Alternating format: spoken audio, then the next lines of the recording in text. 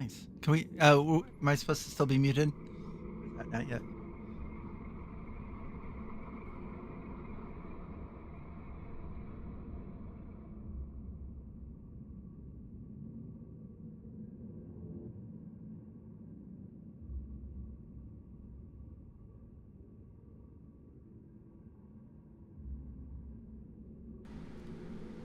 Hello, everybody. Welcome to DM Roundtable. I am Esper, the host of this discussion, and I have three guests joining me, all content creators, all experienced dungeon masters. Why don't you all introduce yourselves? We'll go Fred, Mark, Wally. Or if I can figure out how to unmute myself. I got it though. Hi, my name is Fred Wheeler. I run the How to D&D YouTube channel. I do a lot of stuff for players and dungeon masters, and right now I'm running, I think it's 5 or 6 classes live this every week. It's a lot. Mark? Mark from Dungeon Class, and we do a lot of somewhat informal kind of stuff for dungeon masters. We try to highlight making it more fun for the players and the DMs, and giving our tips and things. And our latest live stream, we were talking about all the new stuff coming from D&D, all the movie and all that new stuff. So anyway, that's our channel.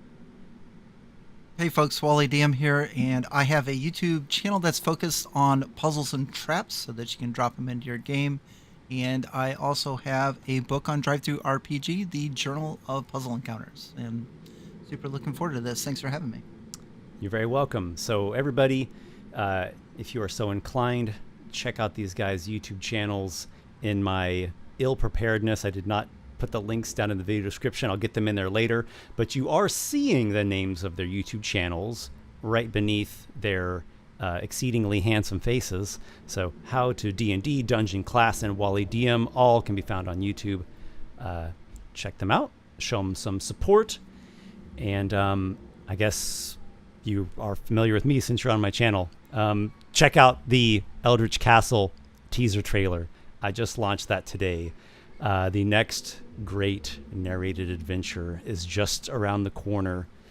Magic, mystery, and dark secrets await you within the halls of Eldritch Castle. So we're talking about adventure memories. The last DM roundtable that I participated in, which I believe was hosted on your channel, Fred, could be wrong. We, at certain points, got into reminiscing and remembering and telling tales from our campaigns and assorted adventures. And I thought, man, there's a lot of material here. So I thought it would be great to take this as a topic. I'm gonna grab a dice, and I will use that to determine who our first guinea pig, the first respondent is gonna be. Here we go.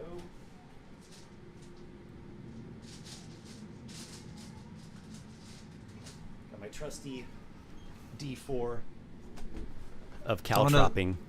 On a D20, I'll take the 1, Mark the 2, and Fred can be 3 through 20. It's a D4. Esper's 1, Fred's 2, Marcus 3, Wally's 4. Here we go. All right. 4, Wally. So you just had to say something, so it chose you. Very good. Okay, so here's your prompt for an adventure memory to share with us all. Okay. A time in an adventure in which something went horribly wrong. That's like all of the times. All of them. I'll leave it up to you to interpret Sure. that however you want to interpret that. But coming from a dungeon master perspective, a time in which something went horribly wrong. Well, when I first started my channel, probably within the first year or two, I decided to live stream a few games. And I didn't have a whole lot of... Oh, Esper, are you still there? Uh-oh. Yep, We I'm lose still Esper? here. Oh, you're still there. Yeah. Okay. As it was. I didn't have a whole lot of folks that were interested in playing, but I did grab a few. There's a young kid that joined me, and I also was able to get someone that was a member of a fairly large size third party publishing company, and I was super excited to have him on the stream and to play. Well, this kid was playing a rogue, and we went into this tavern. And while we're in this tavern, the kid that was playing the rogue wanted to talk to the bartender. So of course I get out my trusty D20 table of quirks and whatever strange weirdness that this bartender may have. And when I did that, I rolled that this bartender liked to collect and would pay for locks of hair, which was really weird and strange. But through the persuasion and talking, the kid that was playing the rogue and this NPC bartender, they made a deal and was offering all of this gold for any locks of hair they could get. Well, it just so happened that my guest that was playing with us from this third-party publishing company was playing a character that had plenty of locks and luscious hair. And so instead of doing the adventure and going through and going along all of these strategically railroaded plot points that I had, I spent the next 45 minutes trying to keep their characters apart because he was intent on getting locks of hair. And I don't think I ever talked to that person from the third-party publishing company again. He was pretty upset about that every time that he would turn around, they were rolling opposing checks to see if he could steal some hair. And went incredibly What bad. is your takeaway from this? Be careful on the quirks that you give your NPC bartenders. And don't be afraid to take a time out and say, hey, let's just get back on track. Mark, you're up next. I'm just going to run this clockwise from whoever the D4 selects. Otherwise, Sounds good. Once it gets down to just one or like two people left, we're going to be re-rolling this D4 all night long. A time in which something went awry. All right, yeah. So this one actually was an adventure that I was playing, not running. And this was so I had my character was a warlock that really wasn't so sure about the group he was with, being they weren't so sure about him, so he was a little standoffish. But good thing, because I sat in the back while their characters that they had a barbarian and a halfling who the person was playing him like Tasselhoff Burfoot from Dragonlance, basically, where he can't help himself with stealing things. So we're in a tavern, and two guards come in to have a drink, as you know guards do, and they happen to sidle up next to the barbarian and the halfling who can't have his little sticky fingers, and I'm watching delightedly, but I'm also like shaking my head as my character anyway, as the little halfling decided to check the pockets of the guards, and in the process got caught, and they handcuffed him, started to take him out. Well, the barbarian, which was actually I should mention was a dragonborn, was not having this, and he ended up getting handcuffed at the moment, and the only thing he thought available was to just breath weapon the two guards, thereby setting the tavern on fire. And so I'm like, that's why I don't hang out. My character will get out of Dodge. I'm not interceding in this. This is a no-win situation. They flee from the tavern handcuffed and running outside. And the thing is, when you burn down the tavern of a town and kill the guards in the process, you tick off all the guards and the whole city, because you just burned down their tavern. I mean, that's just their place of enjoyment. And so chaos ensued as they're being chased around by the guards that saw the fire and these people fleeing in handcuffs, and the entire town yelling, "You burned down our tavern!" And it was a mess. And I was just happy to get out of there in one piece as well. But luckily I didn't associate, so I can get handcuffed myself, my character. But I think the takeaway there is never allow the sticky-fingered rogue to be unsupervised. I don't know what we were thinking, having him supervised by a barbarian who is very impulsive.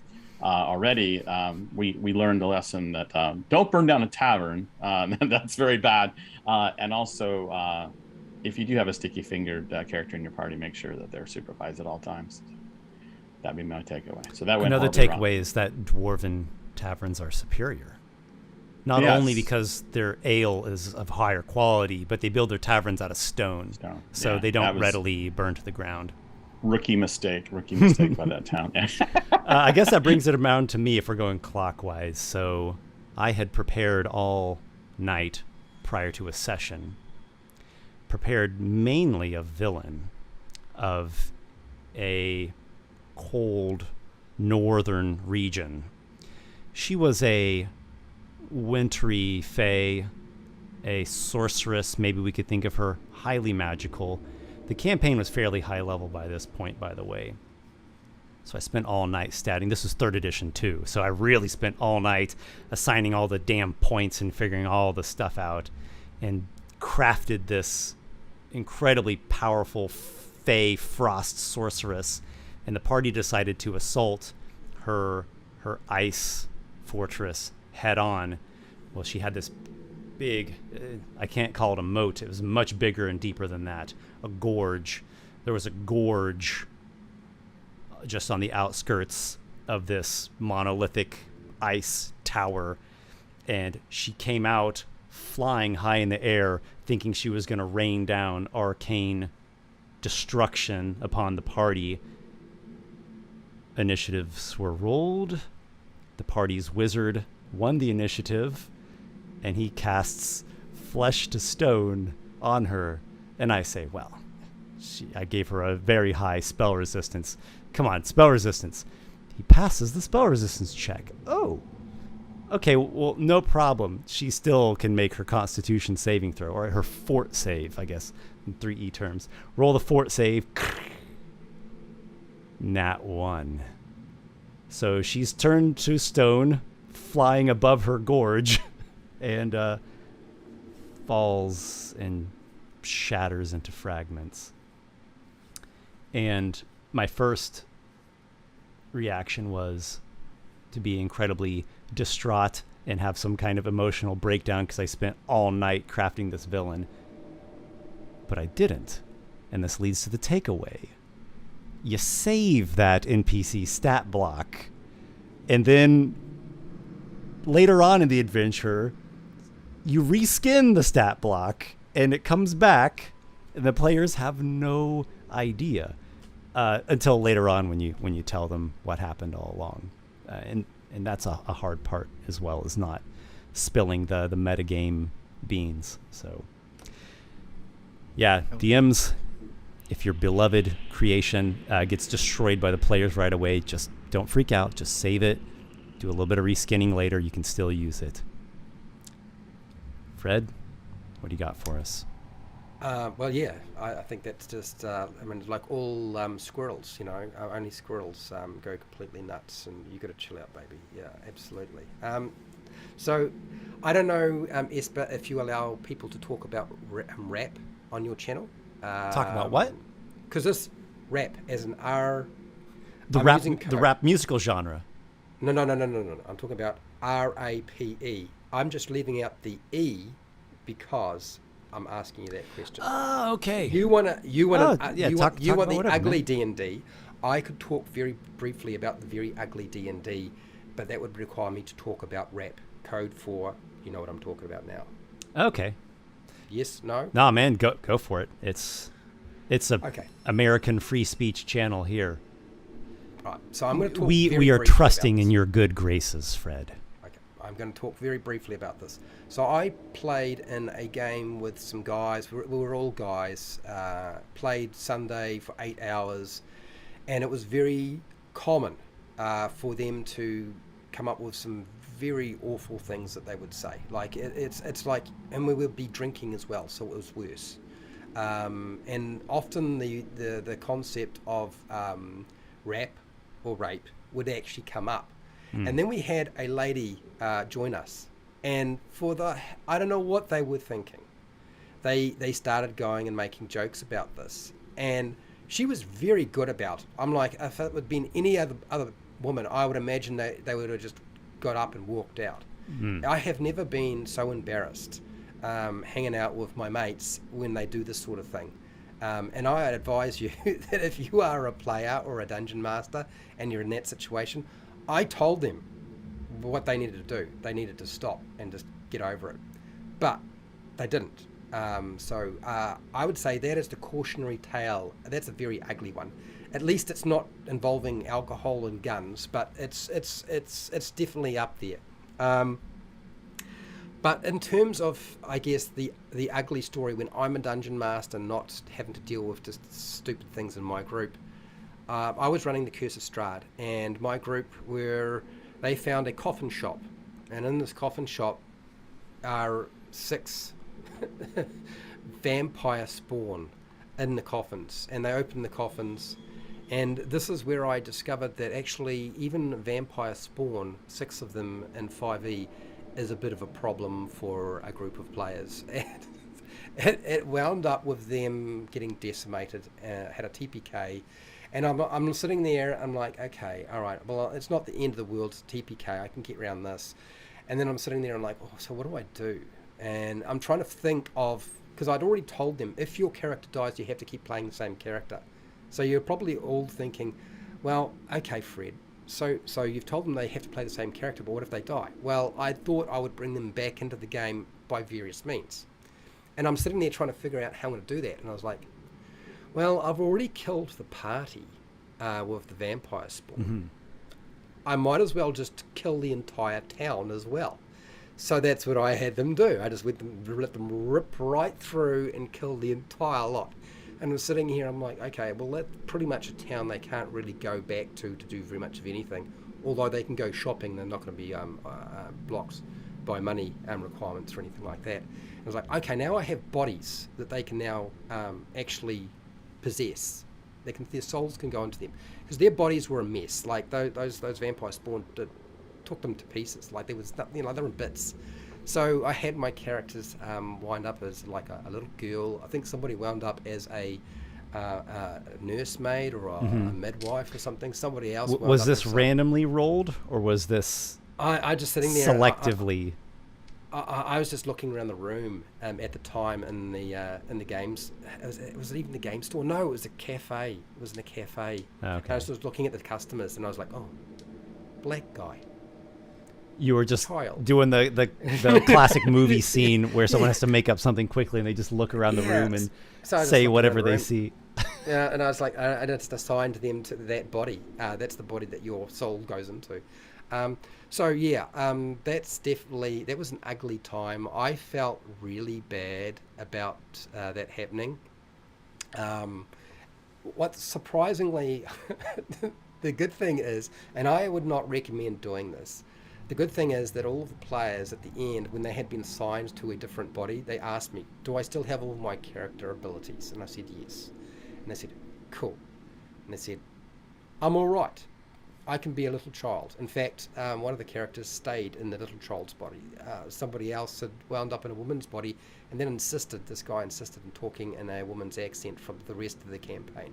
So very lucky on my part that the 7 players I had at the table took it on board and we were all right with it. But there were I was thinking that day, like, I wish I'd realised that 6 vampire spawn could not just wipe out one character, but an entire party of 7.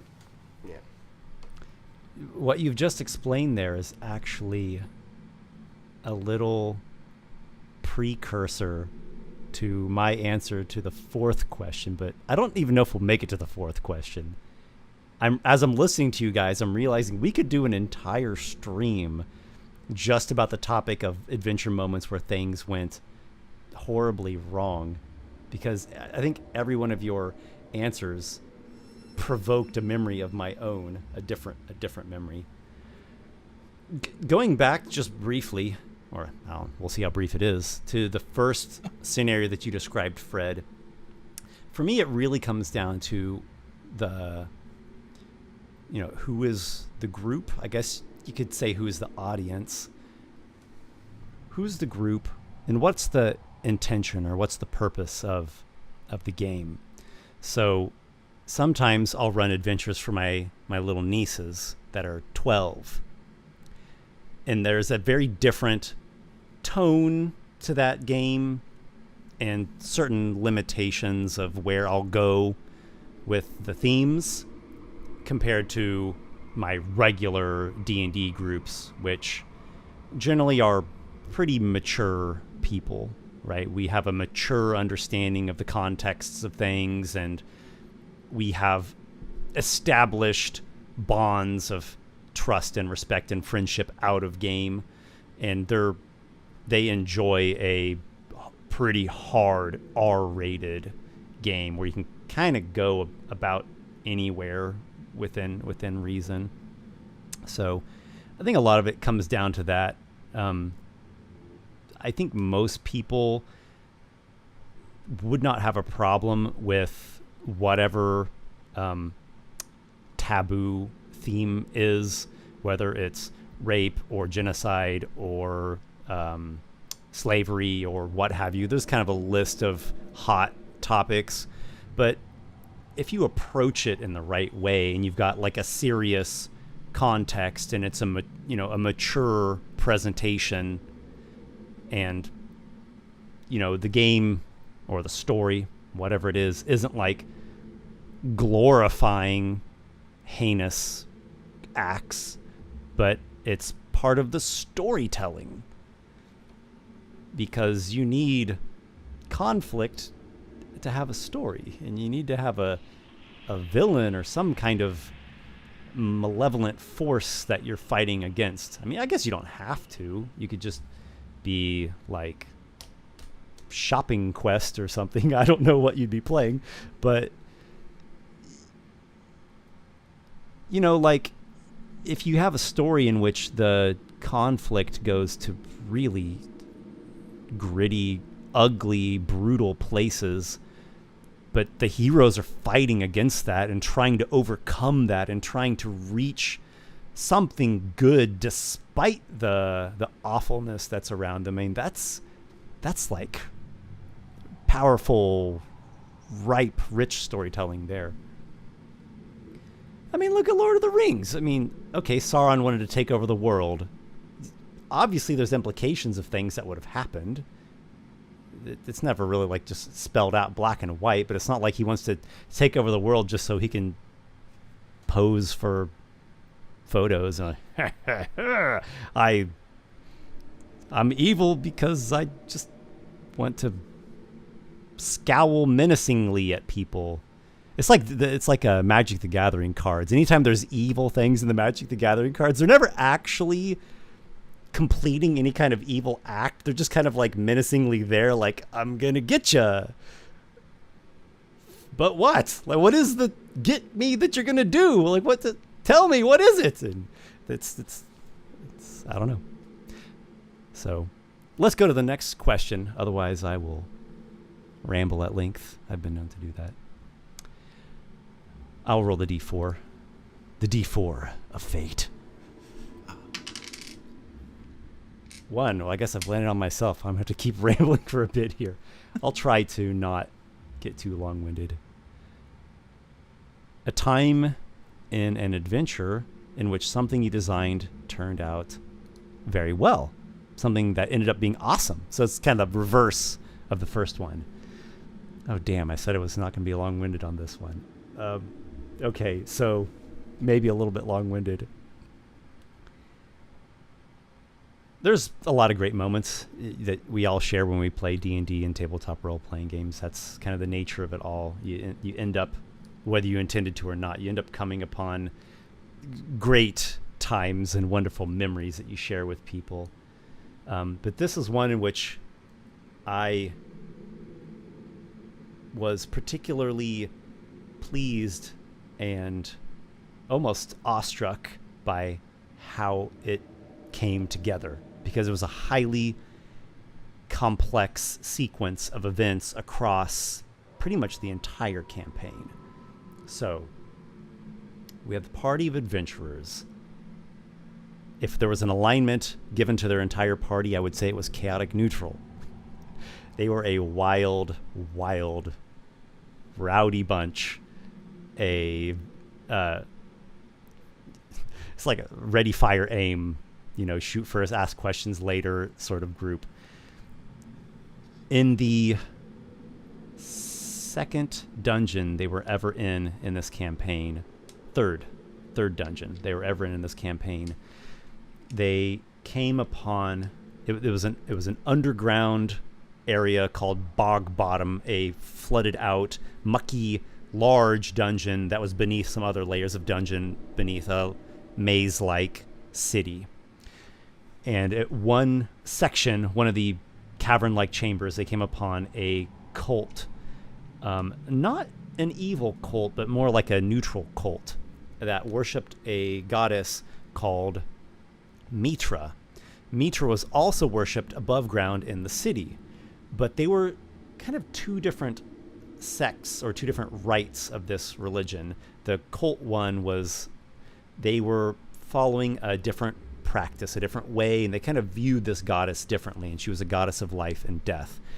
And they had a priestess, not a high rank, like an acolyte woman in their ranks, and it was, they had their own cult-like prophecy that she was going to give birth to the reincarnation of Mitra, who at this point in time was a dead, quote-unquote, goddess. So many of the deities were dead in this setting, but she was going to give birth to the reincarnation of Mitra.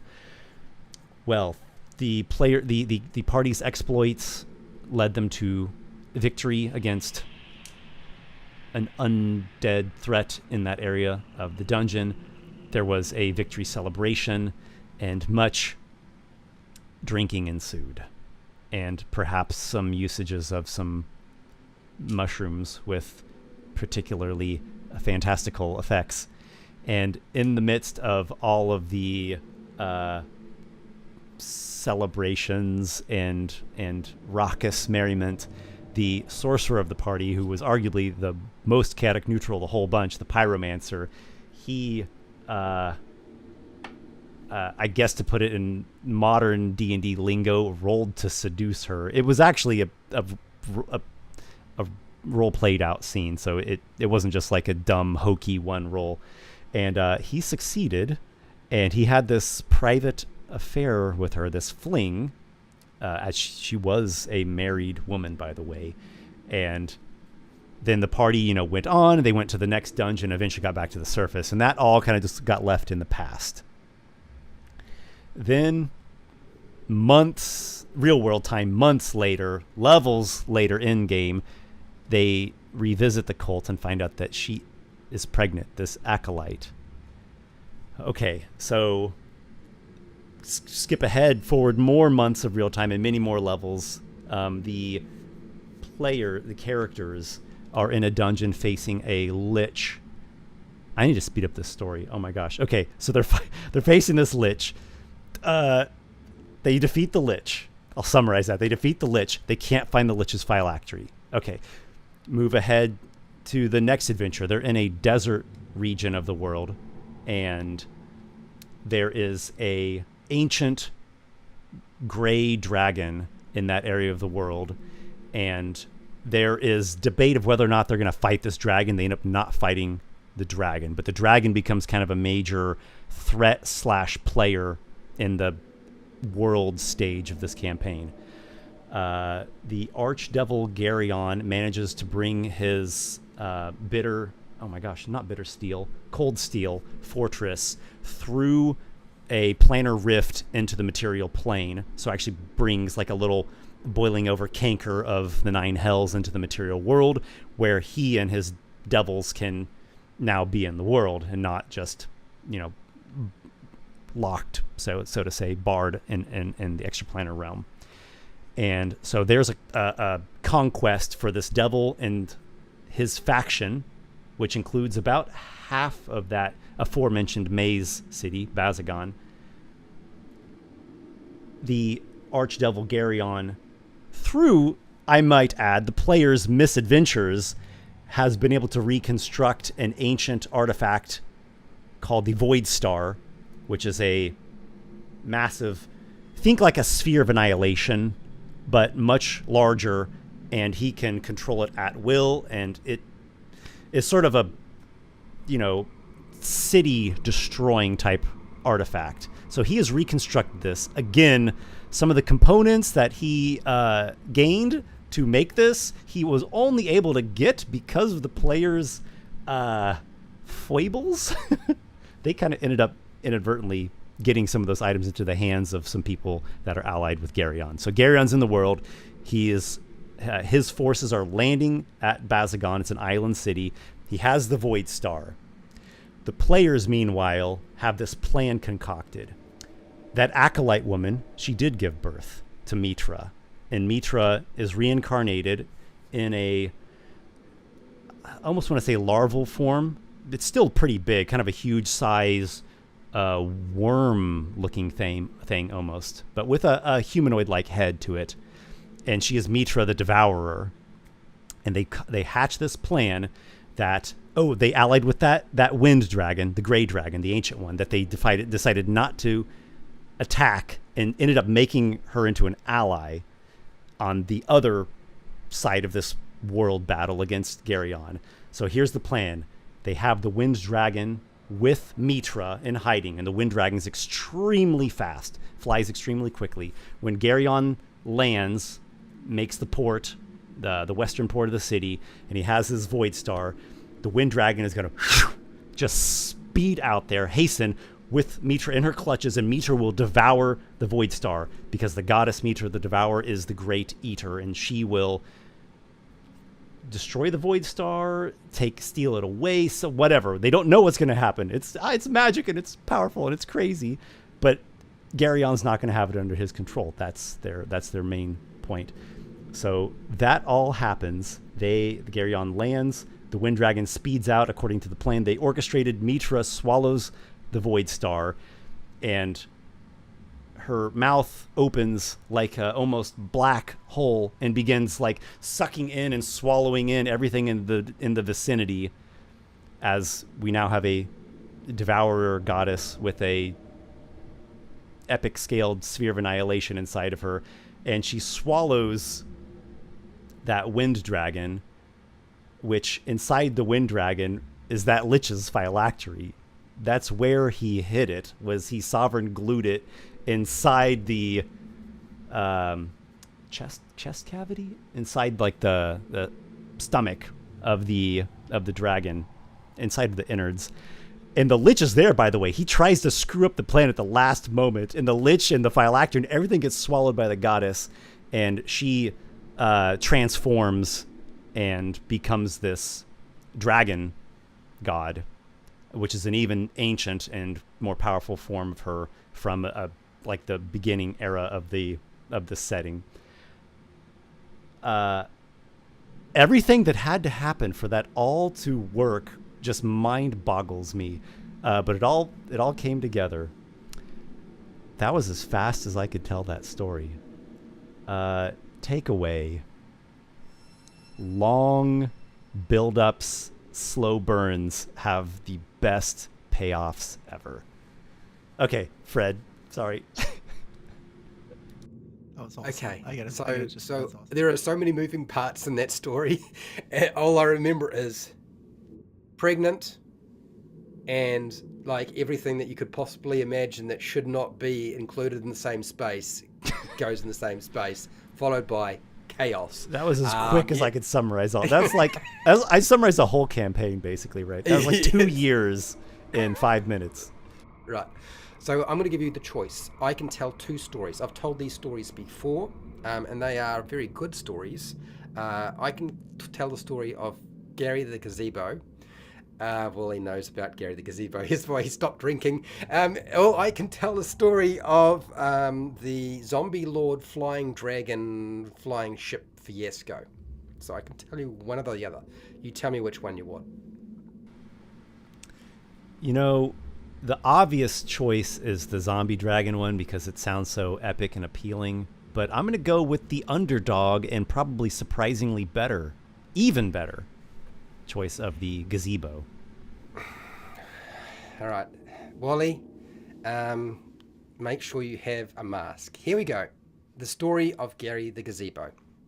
For those of you who don't know what a gazebo is, it's basically a shelter that you have your lunch or whatever, your meal, outside without getting wet, out of the sun. So I made a monster called Gary the Gazebo. I was running through an adventure called Beyond the Magic Mirror, which is basically a rip-off that Gary did of Alice in Wonderland.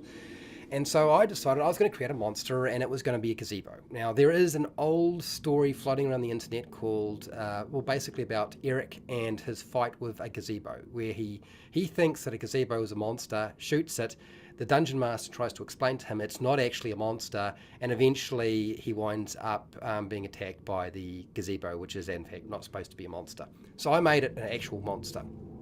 It was a combination of a mimic, so it could disguise itself, and a beholder, so it could fly and have eye rays and so forth. So I presented this, Gary the Gazebo. And Gary the Gazebo, their first experience of Gary the Gazebo was a very short conversation followed by an ant with some awakened trees getting vaporized, basically, by this thing. So they decided they were going to take off. Like, no, we don't want to have anything to do with this. But one of my players had a plan. And he tends to do this from time to time. He will come up with a plan which is kind of crazy. He said, Fred, I'm going to go back and I'm going to start up a conversation with Gary the Gazebo and have a chat with him. So he took Gary the Gazebo some chocolates and flowers and started the process of courting Gary the Gazebo. This resulted in having a dinner with Gary the Gazebo between his player character and this bizarre monster, which went well. In fact, leading to a massage session where his character massaged oil into Gary's woodwork. Okay, and then slept with Gary as well. Like, yes, if you were thinking we were going into the sexual thing with a monster, yeah, we were. Okay. And while Gary was sleeping and everybody else was terrified, everybody else in the group were like, they're staying well away. This player's like, is he asleep? And I said, yes. And he said, I light a match. And because he's full of oil, he's going to catch on fire. So basically, he burned Gary alive while he was sleeping. So that is probably it's a terrible and notorious story. But by far, one of the funniest things I've ever encountered, and I did not see it coming. It just kept going on, and I'm like, where is he going with this? But yeah. So if you are unsure how to deal with a monster, start up a relationship, make sure it's nice and intimate, and then burn them alive when they're asleep. That's the advice there. Did your character go on a revenge quest to right the murdering of your love? No. It's not my love. I was talking to Wally. I was talking to. Oh, sorry. You can't actually see my eyes looking at the. Oh my gosh. No, it wasn't me. No, it wasn't me. Well, then why are you covering yourself with the I've heard this story so many times. Yeah. Okay. Oh, well, that changes everything, because as you were telling this, in my mind, I was imagining Wally being the person I'm not that creative. Tenderly caressing the gazebo pillars. It depends on how much experience points is involved, obviously. And if there's a magic item, then, maybe, probably. But other than that, not just like on a whim. A magical great club comes out of that one, I'm sure. +2, +7 against gazebos? Could have maybe been the child. I don't know. Look, if you've got a gazebo covered in oil and you flame it, it's not going to survive. Flaming magic great club. Yeah. Wally, what is a time and an adventure in which something you designed turned out well? Whew. Well, if you don't mind, something that turned out well, but it was by far not by design. So if you don't mind, I would rather share that, because everything that I designed, none of it turns out well. They always, I put all of my players on a specific railroad to go to a place that they have to be from A to B at a certain amount of time, and they go from A to C to D to E to F, and it takes us forever to get to B if we ever get to B. So but this turned out great. It was a lot of fun. So this is a one-shot adventure that I ran, and I like to run one-shot adventures to test puzzle ideas. And this is one of my earlier ones, and I was watching a lot of Dice Camera Action. If you're familiar with that show, it was a Chris Perkins ran live stream, and they started with Curse of Strahd. Yeah, and yeah. and I thought it was really cool that they had a Curse of Strahd puppet, and so I wanted this adventure to start off that the characters were on a mission. They had this Strahd puppet with Strahd's soul that is stuck inside, and their objective is to take this puppet to the Temple of Time and lock it away forever. And I can see Immortal Origins is replying already, and he's one of these. Immortal Origins and Forik are both in your chat, and they're the ones that In derailed Wally's me. game, So. the players do the railroad. Yeah, that's right. Yeah, they throw me off as much. So anyway, we played the game, and a couple of the players had to leave early, so we kind of sped up, and I skipped over a couple of things, so they were able to lock away the Strahd puppet in the Temple of Time, and everything was solved. And they're like, hey, well, the other two had to leave. Why don't we play the portion that you cut out? I'm like, okay. And so with that was a maze that's in my book called the Goldfish Maze, and the character you're always presented with two directions to go. One is the correct way, and the other is the incorrect way, and it's depending on what color of the school of fish are streaming that way. And there's clues earlier that would help you figure that out. But they're swimming through that, and of course I let all of them have one magic item. So we'll keep that in mind. So the two characters that are left are a Tabaxi and an Aarakocra, and they're swimming under this goldfish maze. Keep in mind, we've already locked in the future, the Strahd doll gets locked away. So they're swimming, they have the Strahd doll, they're on their way, and this big shark is chasing them, and it's looking desperate. So the Aarakocra, yeah, I see you in the chat there, Forik. He says, I want to start pulling cards from my deck of many things. Like, okay, this is my very first experience with the deck of many things. I have no idea what's going on, since why he had a deck of many things. And he's pulling cards, and he's telling me what happened. I'm like, okay, that's cool. And then he pulls one called the Void. And so what happened after he pulled the Void was his soul, his character that is in the Aarakocra, went into the Strahd doll, the Strahd puppet, and Strahd's soul went into the Aarakocra. And we ended it there because we were just playing the middle section that we cut out. So if you go back and realize when they put away that Strahd puppet into the Temple of Time, that was the Aarakocra that was trapped inside. And now somewhere out there, and I'm looking forward to Curse of Strahd Part 2, Bird Vampire Man. Yeah. Strahd is in the form of an Aarakocra. So yeah. That was it. Curse That of Strahd went exactly 2, how I didn't play Bird it. of Prey. Yes. Mark? Would you regale us with something that you All right, designed or inadvertently orchestrated that turned out fantastic? So I had, kind of like you, I had, there was an encounter that they were going to, this is a big, long, epic saga where Shar was coming into this world, and she had sent out her lieutenants to start to, first of all, fight against the people who were trying to stop her, which was the party, and also to kill as many things as possible because she needed the energy from their souls to feed her to be able to bring her into this world. So anyway, I had carefully crafted these 3 big death knights, and there was this scene that I kind of wanted to intimidate the players. So my death knight appears, and the party at first tried to fight a little bit, but he quickly I had tinkered him a little bit.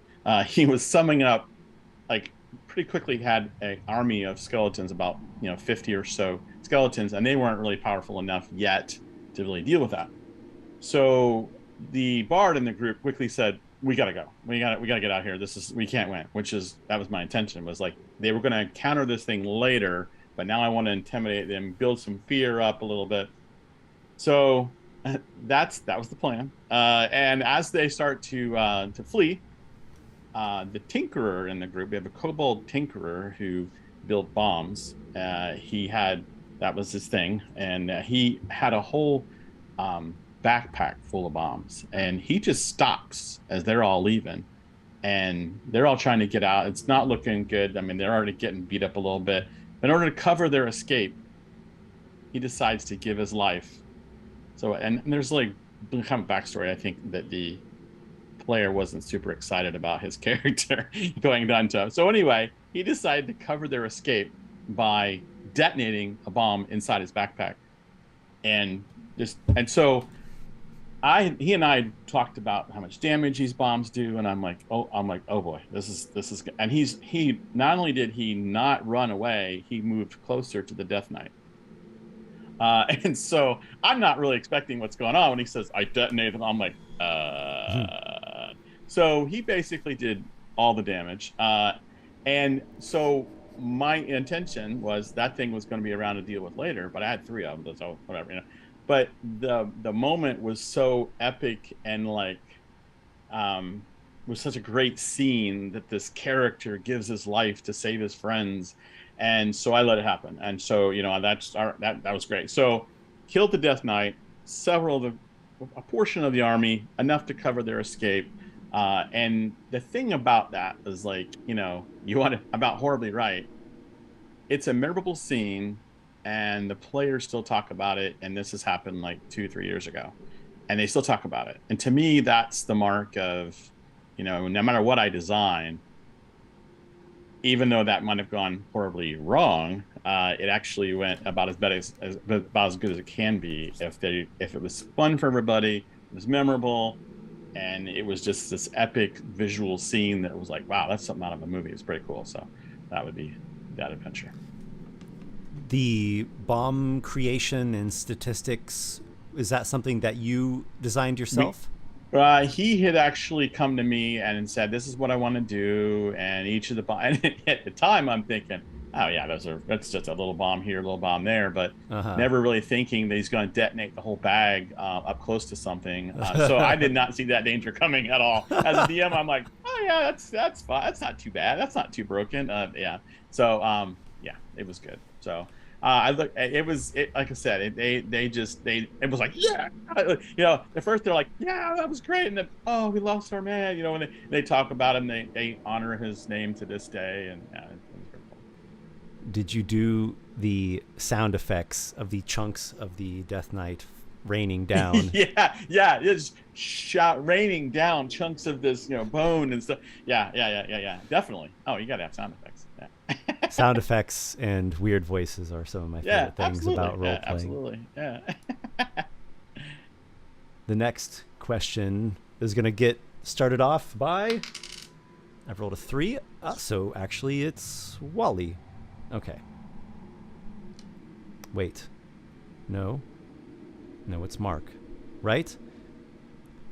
I rolled a 4 the first time in Wally. I think I was a 4, yeah. Yeah. You were supposed to be a 3. How did I come up with you as a 4? Okay. I take all the numbers.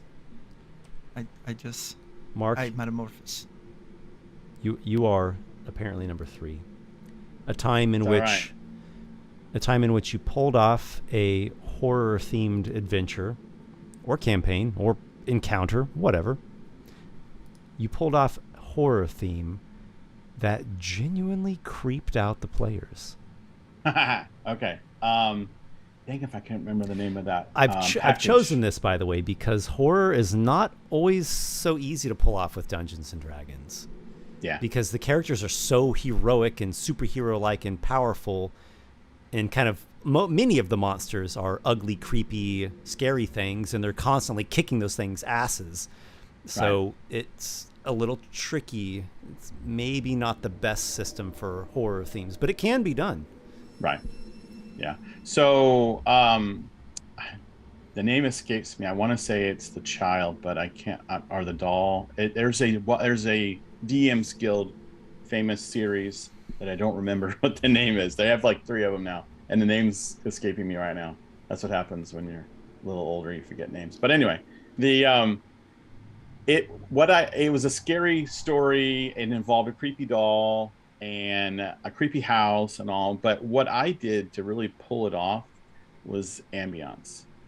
So dim lights, candlelight, picture of a creepy master of the house was actually, we hung it up and had it like shrouded in the place we played. Creepy music with like a creepy doll sound like every once in a while in this music, just very subtle, and a fog machine, Oh my gosh. and all of the above just creeped the heck out of the from like almost the moment they walked in. They talk about the tension was so ramped up already, that then when they did encounter the creepy doll and all those things, they were just, and it just so happened that the soundtrack I was playing had the creepy doll. I was just going to ask if it was like a little Oh yeah, it kid was laughter. just. I mean, I could not have orchestrated that better. And it was like, and they're like, they were literally like, we took break there once in a while, and they're like, I can't handle this. I'm so stressed out right now, you know. And I really think that is the kicker. If you can set the ambiance and the tone, that really helps out, you know, and really the creep factor. And we did a little bit of one a while prior to that, a little bit of Strahd that way.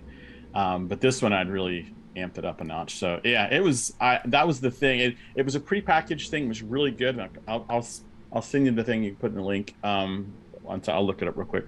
But really good. And in fact, we played one. There's 3, I think now, and we played the first 2. And man, they're pretty good. They're just creepy enough, and it's good. We did it like a one shot because we had family that came. You know, as far as all of us getting together and playing together. Sometimes that's a challenge, and we had them all together. Hey guys, I like to do it around Halloween. That's the other part. So anyway, so that's I highly recommend it. It's on DM's Guild. It's the #1 thing around this time of year, and I'll jump in later with the name as soon as I find it. What level was the party? You know, they were. I like to keep them around 3, 4-ish because we were doing a one shot. I don't want them too powerful, but also I like them vulnerable. Not vulnerable like level 1, but yet they're still a little bit vulnerable, and they didn't have a ton of spells to learn because it is like, you know, they just grabbed something real quick, rolled some real quick character, and away they go kind of thing. Because again, it was the one shot kind of thing. That's what kind of made it that way. So they didn't have a lot of ownership so much in the characters that way, which is a downer. But on the other hand, they were pretty stressed out, which was good. Yeah. I loved it. The tension was, you could cut it with a knife. It was awesome. Mood and atmosphere. Oh, absolutely. Absolutely. Are major elements to make successful horror. And you say you're not a big fan of level 1 for a one shot. But what I consider to be my favorite horror memory actually is a first level adventure. It came out in 3rd edition's Dungeon Magazine, 3.5 technically, Escape from Meanlock Prison. Have any of you guys played that? So I ran it in 3rd edition. I converted it to 4th edition in the 4th edition era and ran it for a different group in 4th edition. And then I converted it to 5th edition, and I've also run it for 2 groups in 5th edition. So I've ran this adventure 4 times. That's how much I love it. It's a first level adventure. I'm going to spoil most of it, but, you know, forgive me. Otherwise, I can't tell the story. So the characters, first level, are hired to go to a privately funded prison that's a converted wine chateau. Used to be a wine chateau. It got converted into a prison. The prisoners make the wine these days. The players are sent there on a task to discreetly go to this private prison where like nobles under the table keep people locked away, political adversaries and such, and collect one of the prisoners and bring him to the like actual jail of the city where he's probably going to be set free. He's like a radical prophet. And so the players go to the chateau. They speak with the warden. They interact with a couple of the guards that are guarding the prison. And there's this sort of lift, like a dumbwaiter, yeah, and they have to take, and it's like a cage one that locks because they use it to take prisoners in and out, and the actual prison block, the cells are in the sublayer underground. And I don't know if it's my favorite, one of my favorite moments in this adventure is when that gate locks and you change the music there. And they're locked in this gate and getting lowered down into madness. And they get down there and many of the cells are opened.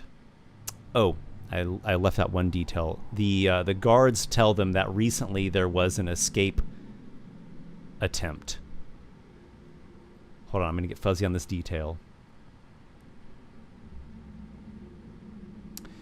I think the guards tell the players like there was an escape attempt recently, so be careful like when you're down there. But they exchange the official paperwork and pay the fee and stuff. So the whole thing seems official. And they go down and it's madness. Like some of the cells are open and there is just crazy, freaky, weird, grotesque nastiness happening down here because there was an attempted breakout of prisoners, but it was successful. And what happened, let me see, I'm going to get this in the right way. You guys know what mean locks are? Ooh, one of the creepiest monsters in D&D. 5th edition has kind of changed them into a fae thing, and I don't really like what 5th edition has done with them. But originally, they're this like small, grotesque, hunchbacked, claw hand, ugly, malformed things that can like project terrifying images and sounds. And like in 3rd edition, they would like damage your wisdom score. And if your wisdom goes to 0, you get knocked unconscious, and then they like drag you away to their lair, and like multiples of them like stand around you and do this like weird kind of ritual, and they transform you into a mean lock. And they live underground. It's a freaky, nasty little creature. So mean lock came into the dungeon, and that's what kind of triggered the chaos. And then in the midst of the fight and like the guards trying to fight back the mean locks, the prisoners overwhelmed the guards and some of them got up top. So the dungeon warden and the guards that the players are talking to are actually escaped prisoners. And the prisoners are up there wearing the guards armor and clothing because they're finishing up this deal with a wine merchant who they are like, hey, we're going to sell you all the wine from the chateau for this great deal. And they're going to make all this money and then just get away.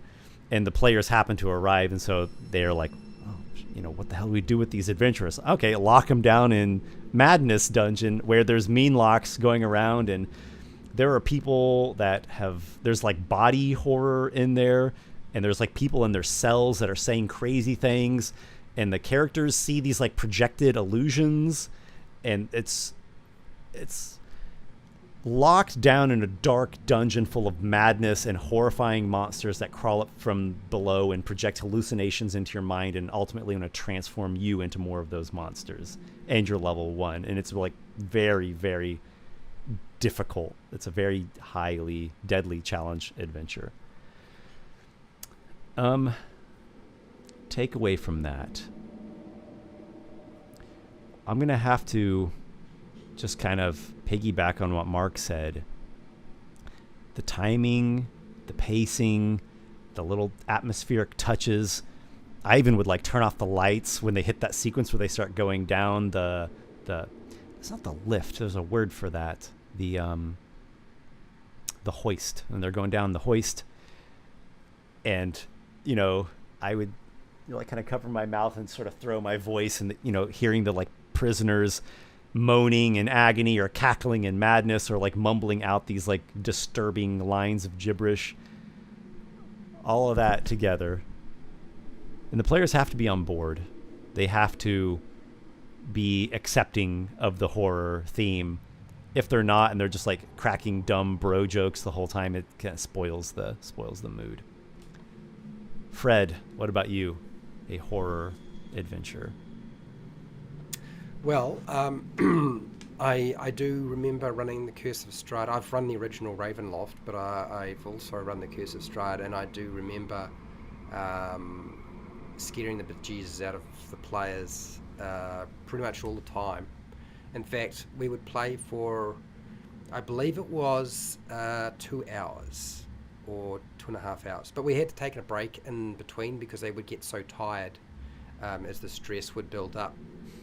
And so then they would go off, they would have a drink, I would go to the toilet, and they would do their thing, and they're like, try to settle down, and then I'd come back and then torture them some more.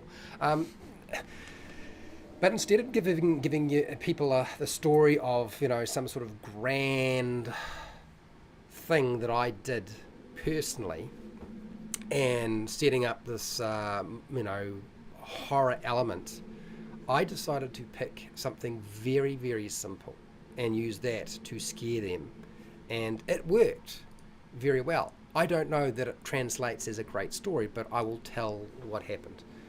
They've come to Barovia, they've dealt with the death house and discovered that destroying a death house doesn't really work because it just keeps, you burn it down, it comes back. So they've already been traumatized from coming to Barovia in the first place. They're level 3 and they're going from Barovia to Vallaki, and they're walking. And I decided, well, what would happen if I just had Strahd show up in his black carriage and offer to give them a ride? That's it. All I was thinking in my mind is, black carriage, Strahd's in there, let them get in and take them to Vallaki and drop them off. That's all I was trying to do. Unfortunately, for my players, they'd already been traumatized sufficiently that they did all the work for me at that point, okay? Because as soon as they saw the black carriage, more than half the group were like, is that Strahd's carriage?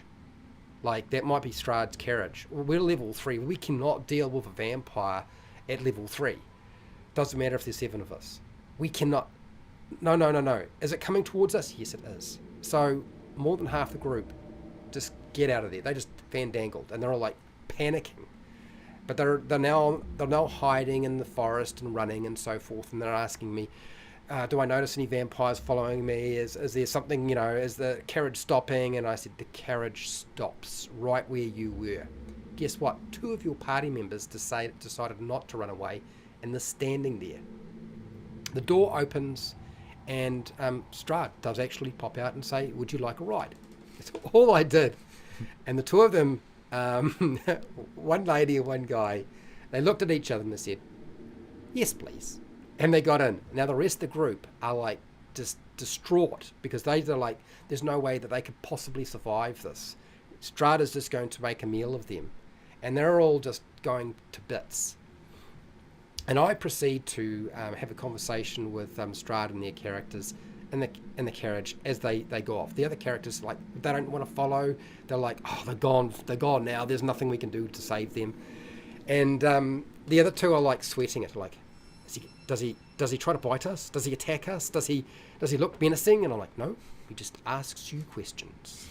And they did all the work for me. I didn't have to do nothing. And then they dropped them off at Vallaki, and he left. And they're like, what the heck was going on there? But at the end of them, you could tell they were all perspiring. They all needed to take a break. So we had an extra break that night. As a result of all I did was talk very slow and have a black carriage with Strahd show up and give them a ride to the next town. So if you were thinking that you need to do great things to scare your players, not really. Apparently it can be done other ways. We're used to the main villains, the grand villains of these stories being very aloof. They're always, there in their tower or their dark castle or at the very bottom of the dungeon, and they're maybe a general or commander type with ranks of their minions protecting. They're always this kind of far off, lofty, distant, looming threat. But to have one that comes right up to them at the beginning of the adventure, no less. That's unsettling in a, to use a term that I loathe, subverting expectations sort of way. That's truly subverting expectations, like in a good storytelling way. Wally, can you Those are hard to follow. Can you Those give are us hard a to follow. horror story? No? I can. Mine usually aren't as scary because even when I'm trying to be scary or serious, I always end up being funny. But I will give it a go. I usually do Halloween one-shots to test, again, to test puzzle ideas and stuff. A lot of people do look for puzzles and traps in the Halloween sessions. So I usually try quite a few. And the way that I began this adventure was I like to talk to the players before they play in the one shot, and I like to get one-on-one just little bits and pieces of their characters or things that I can use in a game. So for this particular game, I asked them what type of pastry or pie was their favorite. If they're to see Elaine the baker in the city, what would they order? And so I noted all of that down. We began our game at a funeral, and I explained that they were coming into this graveyard. There's a lot of friends and family that are around, and it's just setting a melancholy scene, just kind of explaining what it looks like. There may be a slow mist on the ground, and the sun's not coming out. It usually shines bright every day. It's not today.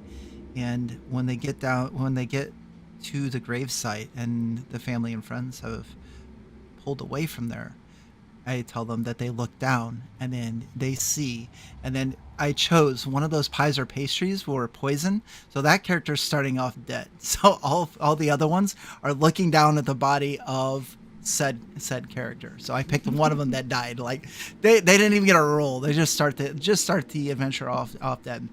And then I spread it out where there was this these vines, these black vines and stuff, all of a sudden just rapidly started growing everywhere. They watched their friends' eyes open, and then they all get pulled in. And what I pulled them into was this just bizarro world that I had created for this one shot. The character that was supposedly dead is actually out standing on the outside of a cornfield, while everyone else that was alive are all placed out in a cornfield by themselves. And then, of course, I need them to start making survival checks to get a direction towards them. And the one that's outside of the cornfield can help them, but they don't know that anybody's out there. As far as everybody else knows, they're just in this spot all by themselves. And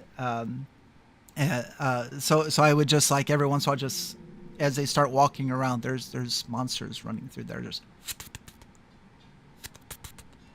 and seeing this. And then what I use is there's a horror, a carnival horror book coming out. It's supposed to come out a couple years ago, but it's been delayed quite a few times. I think it's almost done. It's called Hecna. And in this book, Hecna, I seen part of the playtest, and part of the playtest had this almost halfling child size monster that is in like a jester costume. And of course, it's got like all these stains and everything else on it. And they wear this mask. So they all wear these different masks or stuff too that might have like a smile or a frown or some bizarre look on their face.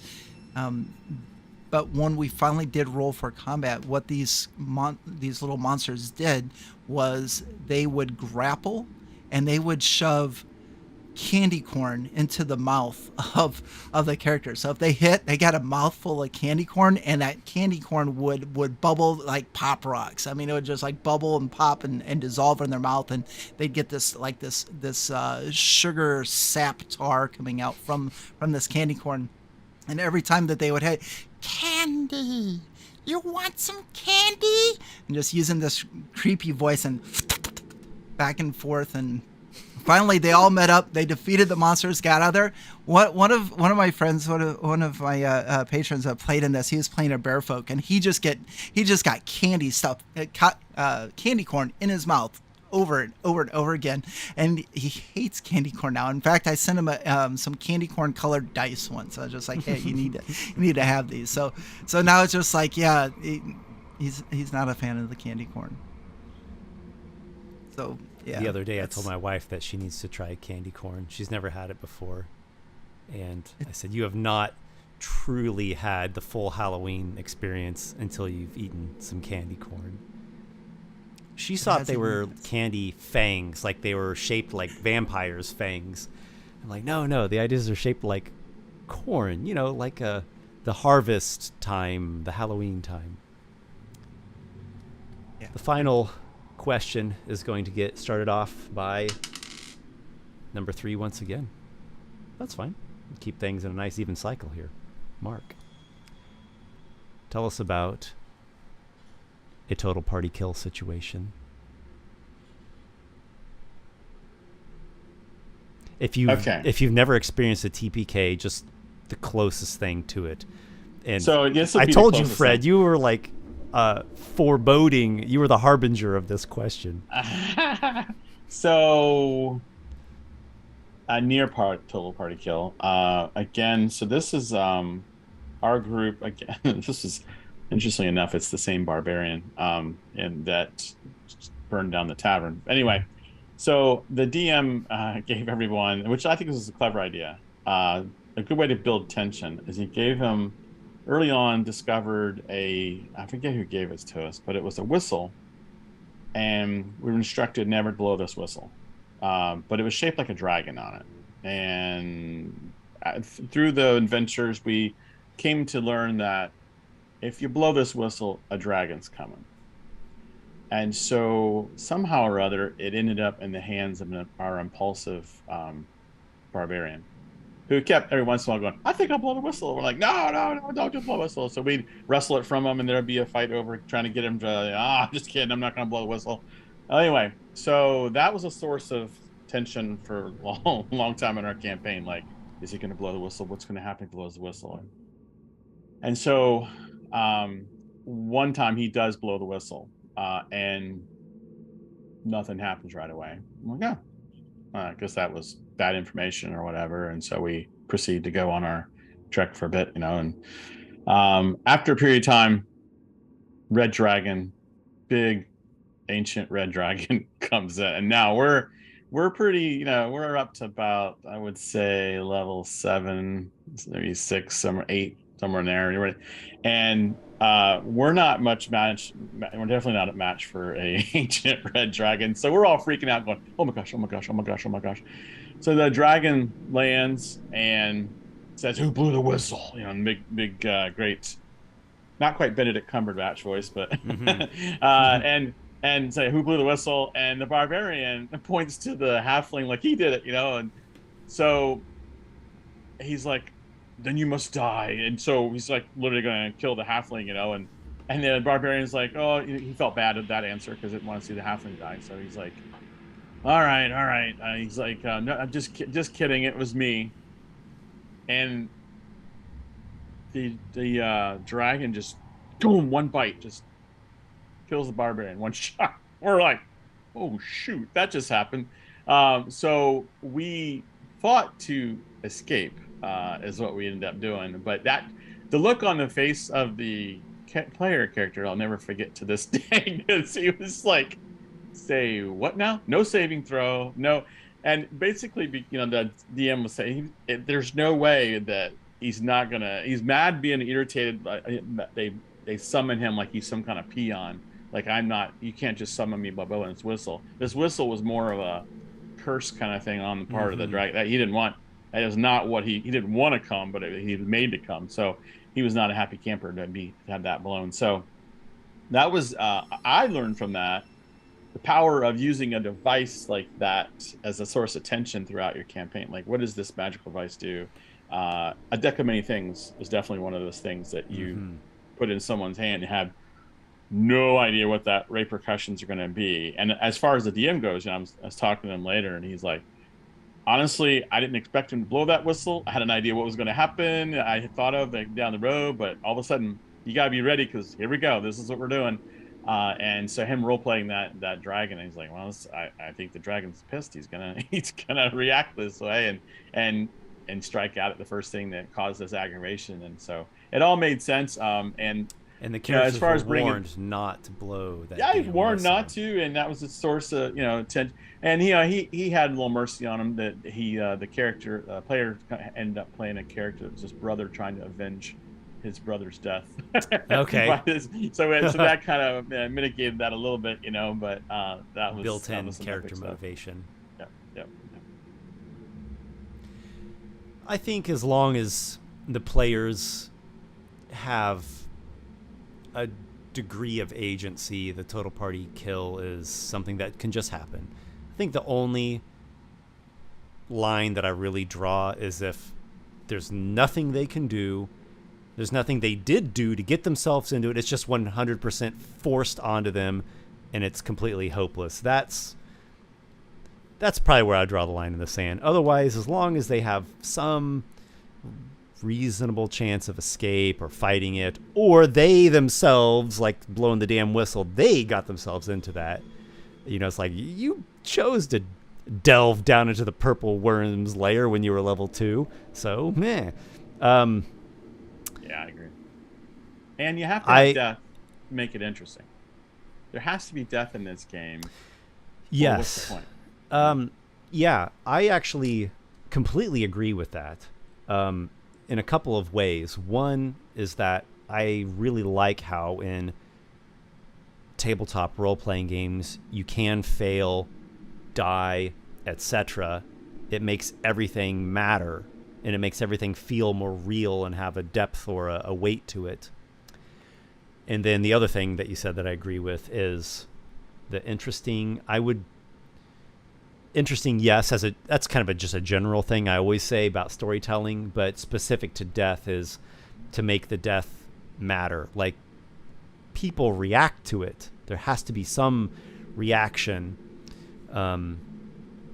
It's always a mark of a bad movie if a important character dies, or even a semi-important character dies, and no one reacts and no one cares, and the whole thing just continues on without hardly even batting an eye. Another thing that I really like about tabletop role-playing is the ideas of afterlife and other planes where the soul goes to. I always incorporate that as best as I can, and especially if it's like, you know, a campaign that's been ongoing for a while and we've established the character. Especially do it then, because that really informs and makes sense out of everything else that the characters did. Like I used to have this player who would play evil or semi-evil characters, and he'd always say, why be good? If you're a good character, you're limited to just the good things. If you're an evil character, you can do everything that a good character can do, plus all the evil stuff. I can do anything I want. And I'm like, oh yeah? Yeah, you don't have too many life experiences, do you, kid? Oh, your character has died. Okay, well, now your soul is going to the 9 hells, where you're going to be tortured for eternity, or at least for a very long time. And welcome to the ultimate consequence for all these things you thought you were getting away with while you were still alive. And the opposite is true as well. You know, for the hero that, you know, stayed true to their good aligned god or some kind of, you know, righteous cause, some kind of moral cause, you know, then once they die, like, their soul is being greeted in Celestia or Ysgard or Elysium or wherever, and is like this exalted soul that is being, you know, appointed to this glorious station or given some kind of like divine honoring in the afterlife. And that's a fantastic moment. Okay, total party kill. My Land of Dreams and Nightmares campaign. If anybody who played in that campaign listens to this,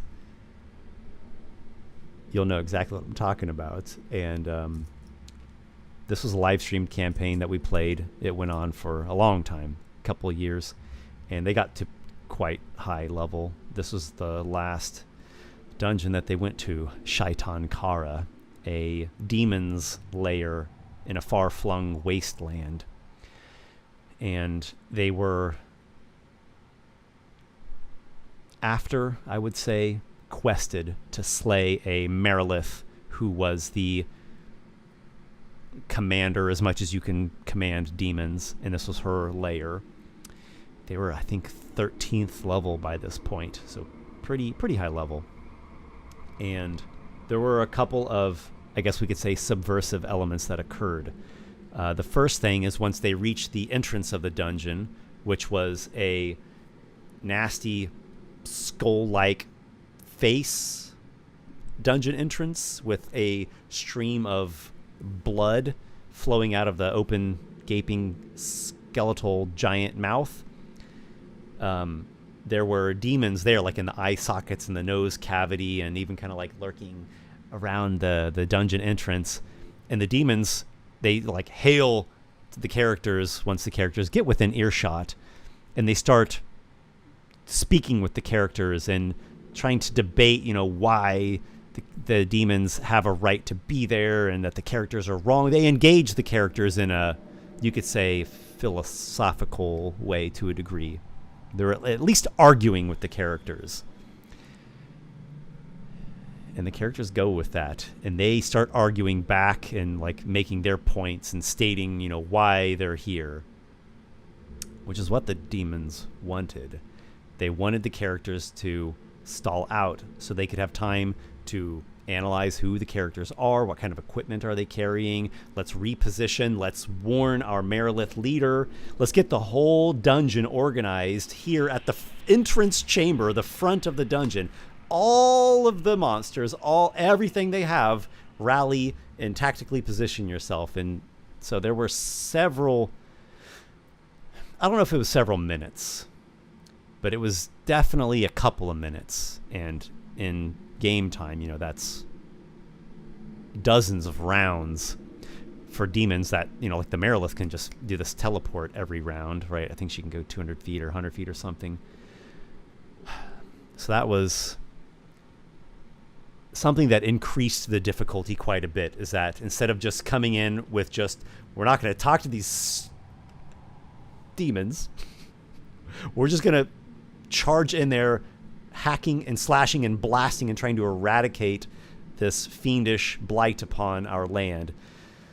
The enemies mustered. The second subversion is once the character started like battling and like pressing through, and it was the one character, the paladin bard, who he got through the entrance first. He got in, and the Merilith is right there. So that sort of harkens to what Fred was telling to us with the Strahd encounter. They expected they were gonna have to like battle through levels of a dungeon, and the boss is waiting at the end. I can't believe you've reached me. Now on guard. She was just right there, along with all of her minions. And so that bard, he's just standing there in this blood pool with a Merilith attacking him, and there were specters and something else. It was like they're ultimately were aligned with Orcus. So there's demons and undead in league together. They pulled off a win. I think they had to revivify the paladin bard, Cardarok Hawkness. Great character, by the way. And they finally do get to the like lower chamber of the dungeon, and they've already battled through some pretty nasty fights at the entrance and the first chambers, the initial chambers.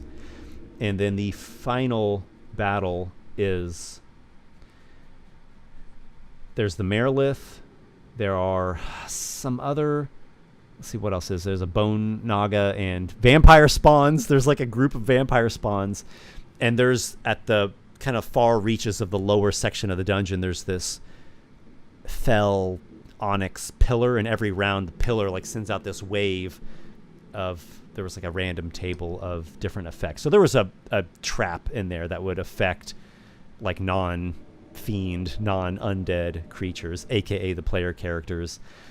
and their tactics were shifting a lot, which is understandable because you do want to adjust tactics on as you go throughout a battle because it's a dynamic situation. But their adjustments were not always ideal, and they couldn't ever quite get a strategy to work, and they sort of back and forth on a couple of ideas, particularly with the wizard, and that trap was really messing with them, and they never just went to the trap and got the trap taken care of, and that caused a lot of impediments. Ultimately, they did die, but they killed most of the foes, including that Merilith. So it was also a victory in the sense that they did defeat their target. But they all died except for that wizard, who at the end was like, I think, used Dimension Door to flee. And so he's like the only survivor, and that was the end of the campaign. And I did describe what happens to the different characters in their death. Fred, it's on to you. Okay. Well, TPK. So I've been on the tail end of many TPKs as a player, and I've also been involved in causing a few of them. But it's always interesting when you're a dungeon master and nothing you did was actually responsible for the TPK. Like, those are the best stories. So that's the story I'm going to tell. This is a story where I decided I would run a game in 5e from level 1 to level 20. My players were extremely high level. They were at least level 15, and they had convinced me that the best way to allow them to have fun, and I kind of got bullied by my friends and harassed and heckled a lot, was lots of magic items, like just bucket loads of them. They had plans to make, essentially what they decided they wanted to do is they wanted to go into business and manufacture bags of holding. And they decided, once I told them how long it was going to take to actually manufacture bags of holding, because they said, we want to have a warehouse full of them. I was like, you've got to be kidding. So they set it all up, and they decided that the only way to ensure they could actually have the bags of holding in a timely manner was to travel in time, which they did, into the future. Okay. I think they actually went back in time, built the factory, and then went forward in time to actually get the final result. They show up at their factory. 500 years have passed. They're like, that must be more than enough to make like a warehouse full of bags of holding. And I say, you find 14 bags of holding. And I was like, you've got to be kidding. You suck, Fred. You suck. And I'm like, no, there's only 14. And there's 5 people in the party. And they're like, well, this is just ridiculous. The Fred's just gimping everything. I said, okay, all right, guys. Like, I'm not going to give you like 500 or 1,000 bags of holding so that you can break the economy. Because that's what they really wanted to do, was just break the world economy and have the world sort of collapse in and on itself. I was like, you guys are, seriously, 14 bags. So they said, okay, fine, we've got 14 bags of holding. We'll divvy them up between us. So each one of them decided they would have a bag of holding. But 5 members, there's 9 bags left. So they decided that one of the party members would hang on to the other 9 bags. And they said to me, I take the bags of holding, the 9 bags of holding, I'll put them into my bag of holding that I've got on me. And I said, what? I said, yeah, I'm going to put the 9 bags of holding that are spare into my bag of holding that I've got on me. I was like, all right, fine. So one of my players is sitting there, and they're like, what did you just say? Doesn't bad things happen if you put a bag of holding inside a bag of holding? And I'm sitting there, I haven't collected yet. I'm just like, I've asked the question. And the rest of them are starting to clue on to what is potentially likely to happen, right? They realized his fatal mistake. And so they're saying, did you really do that? And he said, yeah, I did that. He didn't even consider it. He didn't even think about it, right? And then one of them said, doesn't putting a bag of holding inside a bag of holding cause like a black hole or a singularity? And you've just put 9 bags of holding inside another bag of holding. Is that not like a bad thing? And I'm sitting here and I'm thinking, well, yeah, probably does mean something really bad's going to happen. And they look at me and they say, what happens? And I said, a singularity occurs and it's sucking everything into the hole very fast. The entire world and universe is about to implode. And they're like, oh shit. I'm like, okay, well, I guess we've got a total party kill. And so I'm about to establish that the campaign has ended and they have ended the campaign themselves by their own foolish act. They've ended the Or at least one campaign of them. setting, not just a total party kill, but like total Like cosmology kill. Yeah. I'm almost like, well, if we're going to destroy a world, there's like 9 of them involved here. Let's just take out the entire thing. And they're like, oh no. And one of them looks at their character sheet and then looks up and says, I've got a level 9 spell. Have I got time to cast the wish spell? And I'm sitting there and I'm having to make this contemplation like, okay, do I let them all die, or let this person cast this wish spell before this all happens? Because I know where it's going with the wish spell. He's going to try to change the outcome. I said, okay, sweet. You have time to cast the wish spell. What do you what is your wish? And he says, I want to stop and end the game right there. Like, I want to go home.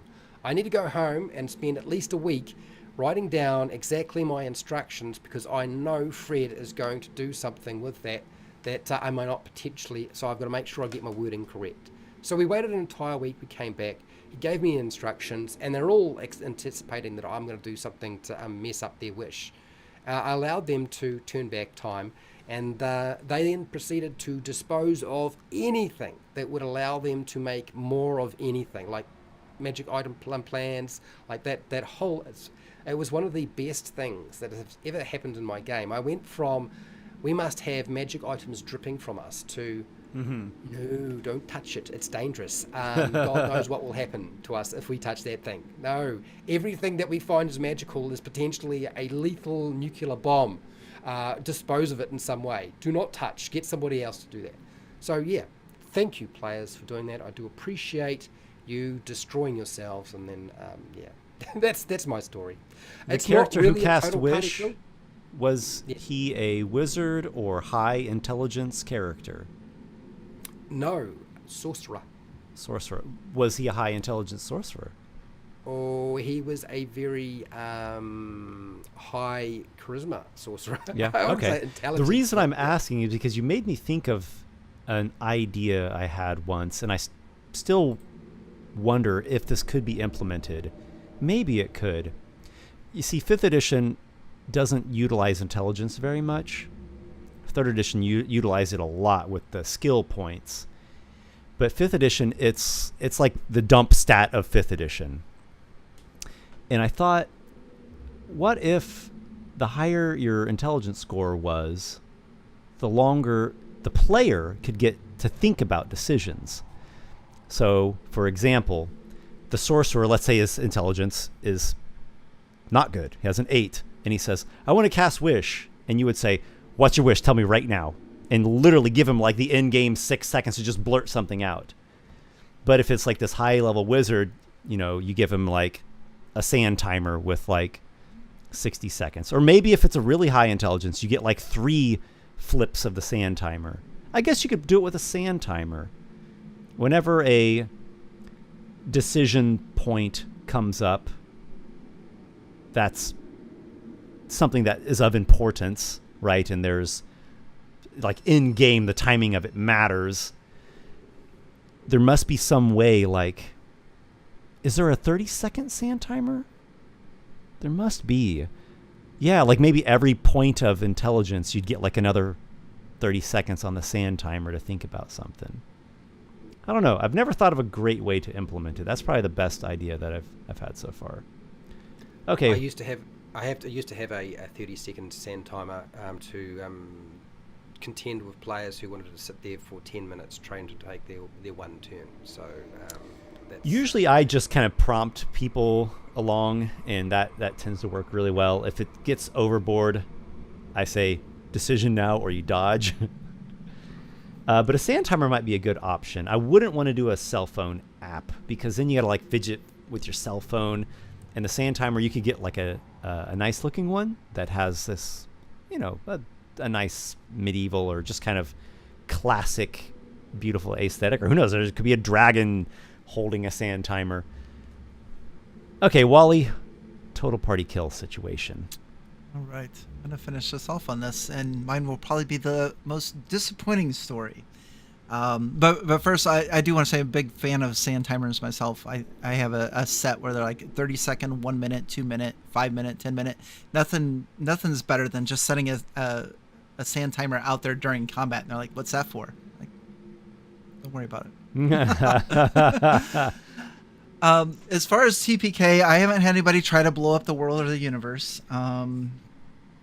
Nothing like that. And honestly, so I'll tell two stories. One as a player, one as a DM. As a player, I've only been involved in one TPK. It was a one-shot adventure, and there were 3 of us playing and 1 DM. None of us had played together before. None of the players, well, a couple of players might have played with the DM, but as far as players go, none of us played together.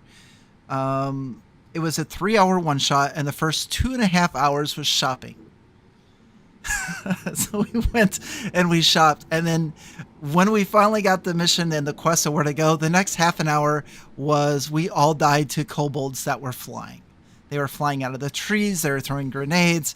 My character was an elf. He was hiding underneath the wagon. He was the last one alive. And I had that split second thought of, I'm getting the heck out of here. But I decided to stay and fight, and we all lost. And that was the game. It was interesting, to say the least. Wrong items. Yes, we did. As a DM, I have never had a TPK. There's been a few times like, oh boy, here we go. But most of the times the players have had their characters pull out of it, or a lot of them will tell you that I am a very streaky die roller. I get on a hot streak for a little bit and a very bad rolling streak for a lot of it. Mm-hmm. So with that in mind, never having one, there is one that I would like to do sometime. And Mark, you're probably familiar with this. I did a video on it about a year ago, and I would like to start my campaign off with the TPK.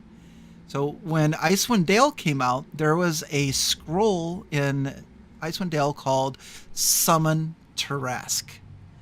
And I thought, how cool would it be that if I say, okay, guys, we're going to play a high-level campaign.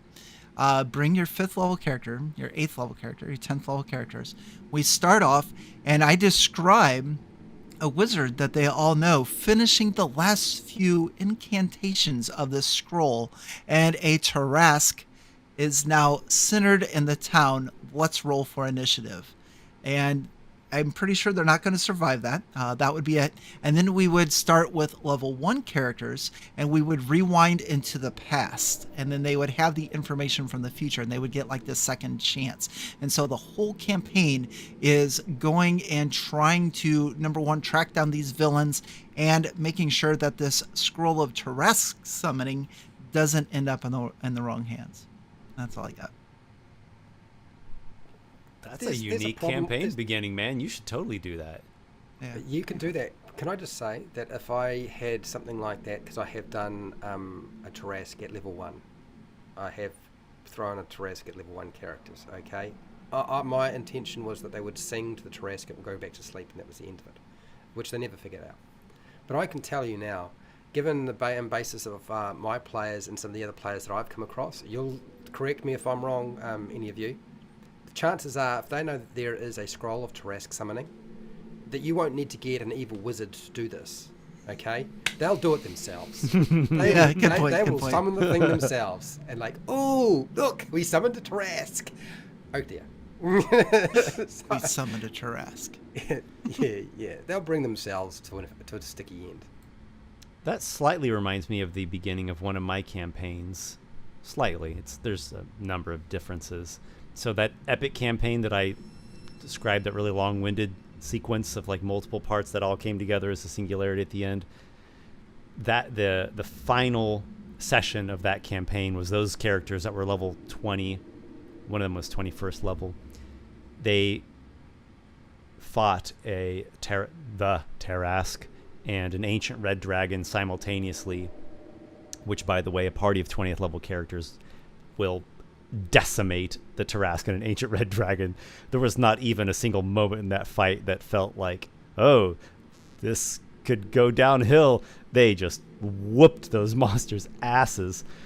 the Tarrasque was attacking a colony down in a desert nation, and it was the character's own faction who was developing the colony and building it. And so the Tarrasque was like, smashing buildings and laying waste, as Tarrasques are known to do. And so the player characters defeat it soundly, and its final flailing attack as it goes to bite at one of the players, it misses, bites a chunk out of a building where some of the defenders of the city were hopelessly trying to defeat the Tarrasque. And then the Tarrasque gets pulled back into this massive sinkhole, and the hole collapses in and on itself, and that's the end of the campaign.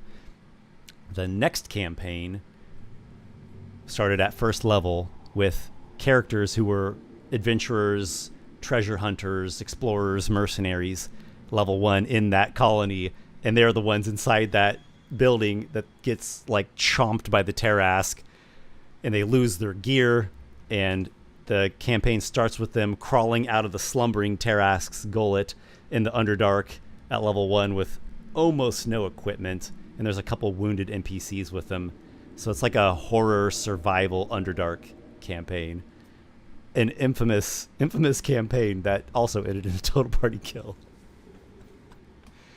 Man, this has been a great DM roundtable. I've really enjoyed this. Final thoughts, comments, questions, confabulations? I think my final thought is that there's like everything that you do in the game is sort of a surprise, I find nowadays, even though I've been doing it for a while. Like I don't know what I'm going to do that's going to work. You try stuff, but I think the best stories that I've ever had are always the ones that I had never planned, or the players had never really planned either. They just the things that seem to happen, and they usually, frankly, end in disaster. It's either disaster for the monsters or it's disaster for the players, and each one of them seem to be just as interesting. And yeah, that's part of the magic of the game. The dice rolls, the improvisation, the random tables, the ideas that the players come up with, which a number of them are just on the spot. I love that living element of it. It's endlessly fascinating and inspiring for me. Absolutely. I think if I were to finish off for a final thought as a player, if you get a crazy idea in your head and you want to see what happens, go for it. I mean, that's where epic stories are made. It's moments like that give you stories to tell in the future. Get around with your friends and retell those moments, and just have fun. I mean, I love it. Enjoy the game. Don't hold back. Just play the game, have fun, and do crazy shit. That's it. Yeah, especially if you have built a character with that in mind, a tinkering, experimenting wild card character. I'm not saying you should always play that character, but that can be a really interesting character to play, and there aren't a lot of types of games or any kind of social collaborative activity period that allows for that kind of thing. So the potential is vast, essentially unlimited. Sooner or later, you got to at least try it. Fred, Mark, Wally, gentlemen, thank you very much for coming on to chat and share these memories. It's been a blast. Thanks for having me. It was like watching everybody's videos, but I was there. It was awesome. So, yeah, enjoyed the stories. Those were cool. Everybody who followed along live or those that catch it later on, thank you very much. Appreciate you joining in. Thanks for the comments, and look forward to seeing you in the next thing here in just a few days. I will be revealing that, so be on the lookout. This is Esper. May your adventures be many.